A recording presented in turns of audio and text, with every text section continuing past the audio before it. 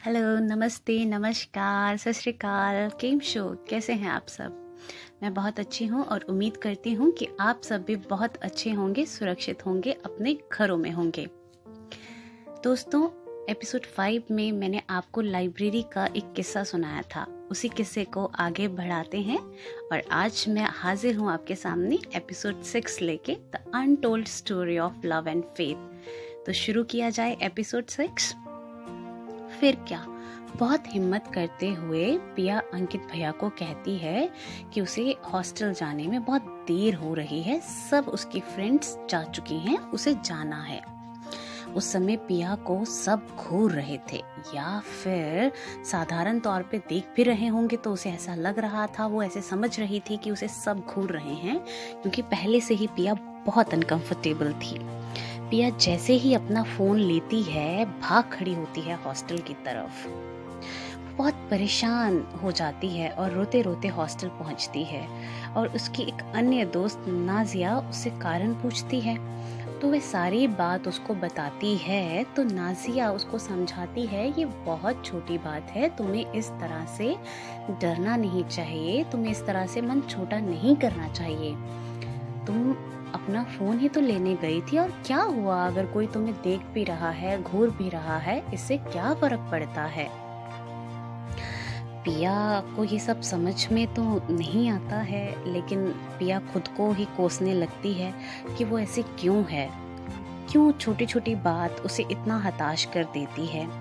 और एकाएक पिया उस सारे वाक्य को याद करती है और उसका ध्यान प्रेम पे आके रुक जाता है।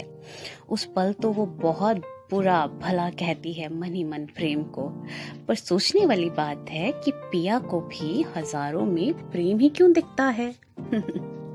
ये तो पिया के लिए भी प्रश्न बना हुआ था, और शायद इसकी शुरुआत तब से हुई थी, उस पल से जब प्रेम ने पिया का नाम पूछा था।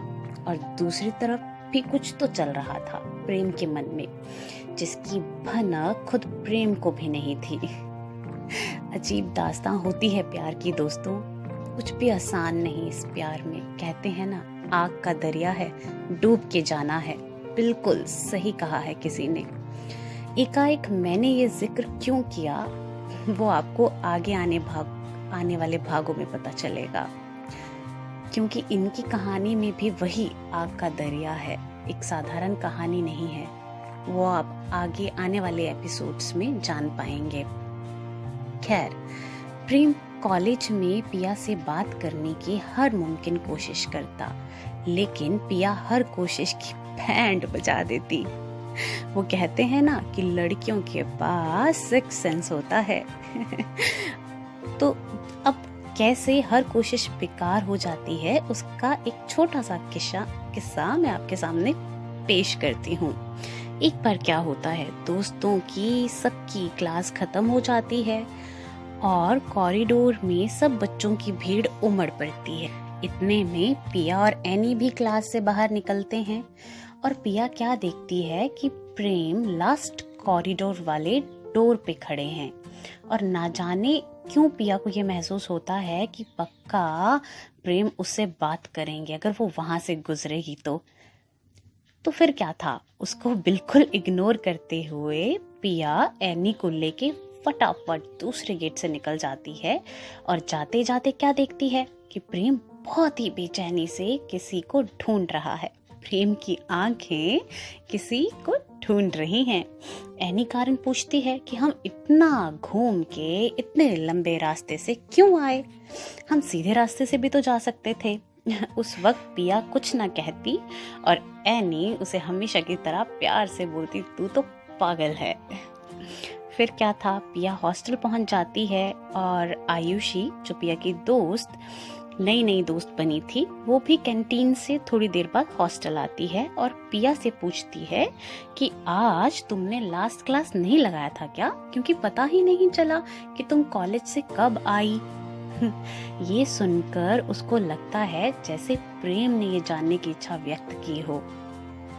दोस्तों, मुझे तो समझ में आ रहा है, क्या आपको समझ में आया कि ये सब क्या चल रहा है? तो मैं आपको बता दूं कि ये गुमनाम प्यार का लुकी छिपा वाला खेल शुरू हो चुका था। और इसकी पहल जिसकी शुरुआत हो चुकी थी प्रेम की ओर से, अब इंतज़ार इस बात का कि पिया कब एक्सेप्ट करती है जिस चीज़ को जानते हुए भी वो महसूस नहीं कर पा रही है, इग्नोर कर रही है, अवॉइड कर रही है कि एक अनजाने रिश्ते में दोनों बंधने वाले हैं। और समय कैसे ये सब मुमकिन करता है, ये जानना बहुत दिलचस्प रहेगा। आज की कहानी बस यहीं तक। अगला एपिसोड सुनना ना भूलिए। अगली कहानी जानने के लिए आप बने रहिए मेरे साथ। दोस्तों, आज का दौर, आज का समय कुछ सही नहीं चल रहा है, तो कोशिश कीजिए जितना हो सके सावधानी बरतें, अपने घर पे रहिए, सुरक्षित रहिए। और अगर आपको घर से बाहर जाना पड़ रहा है तो पूरी प्रिकॉशंस लीजिए, अपना मास्क पहनिए, सैनिटाइज़र अपने पास रखिए। Take care friends. Thank you for your time. जय हिंद।